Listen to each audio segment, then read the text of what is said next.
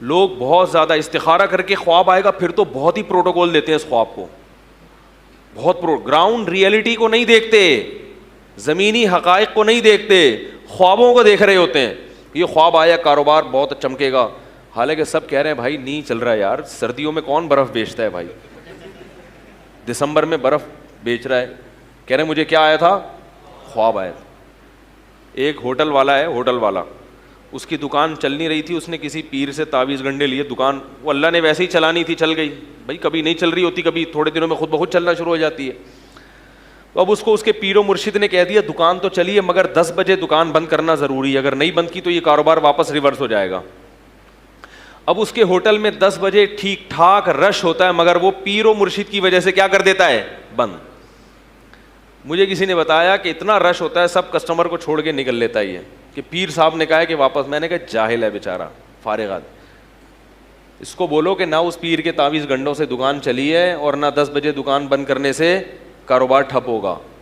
ویسے تو شریعت کا حکم ہے کہ رات جلدی سو صبح جلدی اٹھو, اس بیس پہ اگر کر رہے ہو تو ٹھیک ہے, پیر صاحب کے کہنے پہ کرنے کی ضرورت نہیں ہے. اس بیس پہ اگر کر رہے ہو بھائی رات کو جلدی سونا چاہیے صبح جلدی اٹھنا چاہیے, وہ تو ٹھیک ہے. لیکن اگر پیر صاحب نے کہہ دیا کہ 10 بجے, تو پیر صاحب کو بولو بھائی بس یہ تعویذ اپنے پاس رکھو, میرا کاروبار اللہ نے چلانا تھا چلا دیا. کیونکہ اگر پیر صاحب کے تعویذ سے اس طرح بزنس چل رہا ہوتا تو پھر دنیا میں کوئی بے روزگار نہیں ہوتا. میں نے کہا یہ جو پیر صاحب ہیں ان کا اپنا بزنس اس تعویذ سے چل رہا ہے. ہاں اصل مسئلہ کیا ہے, اس تعویذ سے ان کا اپنا بزنس چل رہا ہے. تو ایسی توہمات کی دنیا میں رہتے ہیں. جینا سیکھو تمیز کے ساتھ. توہمات, جو وہمی آدمی ہے خدا کی قسم کبھی بھی سکون میں نہیں رہتا, اس کا اللہ پہ توکل تو ہوتا ہی نہیں ہے. ہمیں اللہ نے حکم دیا ہم گراؤنڈ ریئلٹی کو دیکھ کے فیصلہ کریں, پھر نتیجہ کس پہ چھوڑ دیں, اللہ پہ. دکان چلے گی تو اللہ چلائے گا, نہیں چلے گی تو بھائی نہیں چلانی تو کیا ہو سکتا ہے. پھر بھی نہ چلے تو ایک طریقہ بتاتا ہوں. میرا کمپیوٹر خراب ہو گیا تھا, چل کے ہی نہیں دے رہا تھا. بڑے بڑے دکان والوں کو ان کو دکھا دیا, جو کمپیوٹر انجینئر تھے, نہیں چل کے دیا. پھر ایک صاحب آئے, انہوں نے کہا مفتی صاحب ایک حل ہے میرے پاس, چلے گا, اس کا باپ بھی چلے گا. میں نے کہا کیسے؟ کہہ رہے نیچے بیرنگ لگاؤ, دھکا دو, چلے گا. میں نے کہا یار یہ تو بڑا زبردست, پھر تو چلے گا نا, کیا خیال ہے؟ تو اگر پھر بھی نہیں چل رہا تو ایسے چلاؤ. اور اگر کوئی بزنس نہیں ہو رہا تو سونے کی دکان کھولو. یہ بھی ہمارے دوست کے ساتھ ہوا ہے. وہ کوئی بھی کاروبار کرتے تھے, دیندار آدمی تھے. بھائی اللہ نے رزق کسی کو دینا ہے کسی کو نہیں دینا, سب کا کاروبار چلنا شروع ہو جائے, غریب تو پھر رہے گا ہی نہیں نا, تو سارے زرداری بن جائیں گے بھائی. تو اللہ نے کسی کو غریب رکھنا ہے کسی کو مالدار رکھنا ہے, تو اللہ کا نظام ہے. لِيَتَّخِذَ بَعْضُهُمْ بَعْضًا سُخْرِيًّا, قرآن کہتے ہیں تاکہ بعض کو خادم بنا کے رکھیں. ایک صاحب مجھے کہنے لگے, میں نے تجارت کی اہمیت پہ بیان دیا بہت, انہوں نے کہا تجارت کے لیے بھی تو ملازمین رکھنے پڑیں گے.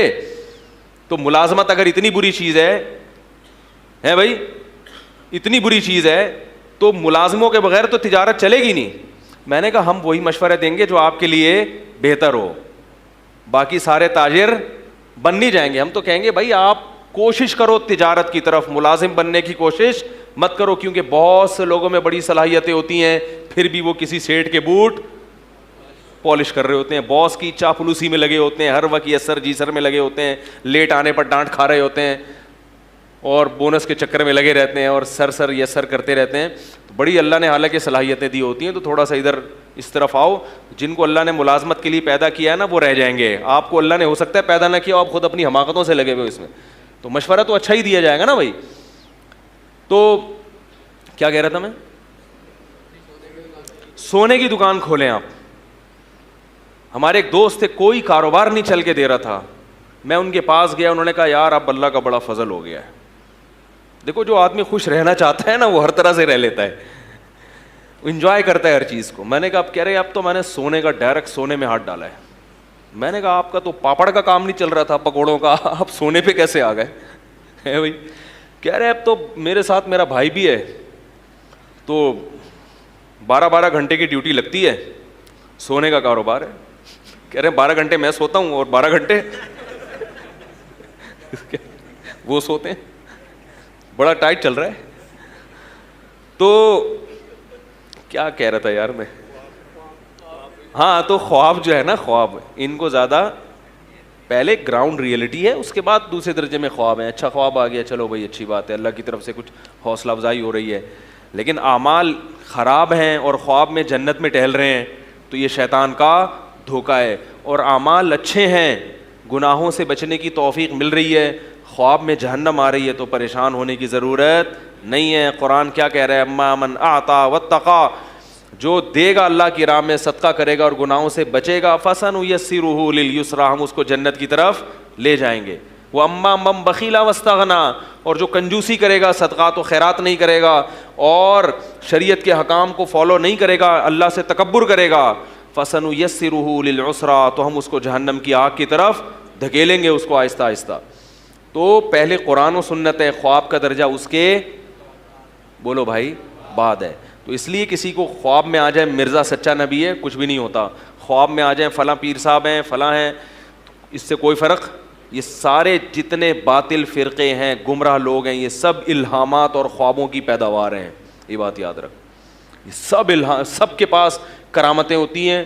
میرے پیر صاحب کو میں نے چاند پہ دیکھا، میں نے ان کو مریخ پہ ٹہلتے ہوئے دیکھا، صحیح ہے نا، میں ان کو قبر سے نکلتے ہوئے دیکھا، میں ان کو یہ سب کے پاس قصے بہت ہوتے ہیں یہ، اور انہی چیزوں سے یہ لوگ متاثر ہوتے ہیں. حضرت جنید بغدادی رحمہ اللہ تعالیٰ کی خدمت میں ایک شخص آیا، بہت عرصہ رہا، پھر واپس جانے لگا مایوس ہو کے. انہوں نے کہا کیوں جا رہے؟ انہوں نے کہا میں تو سمجھتا تھا آپ بہت بڑے بزرگ ہیں، تو میں نے تو کوئی کرامت دیکھی نہیں، آپ کوئی گنجے کے سر پہ ہاتھ پھیرا ہو، بال اگائے ہوں، کسی کو پھونک لگائی ہو ٹھیک ہو گیا ہو. آپ تو ہماری طرح کے صبح پراٹھے کھاتے ہیں، انڈا کھاتے ہیں، اس کے بعد پھر اپنا عبادت کرتے ہیں یا جو بھی، تو ہماری طرح کے آدمی ہیں آپ، کچھ ہو ہی نہیں رہا. تو انہوں نے فرمایا مجھے اتنے عرصے میں کبھی سنت کے خلاف کوئی کام کرتے ہوئے دیکھا؟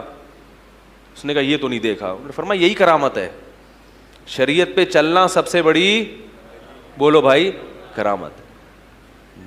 تو آج کل شریعت پہ کو فالو نہیں کیا جا رہا، اور یہ کرامتیں اور قصے اور یہ ان چیزوں پر جو ہے وہ دین کا مدار رکھا ہوا ہے.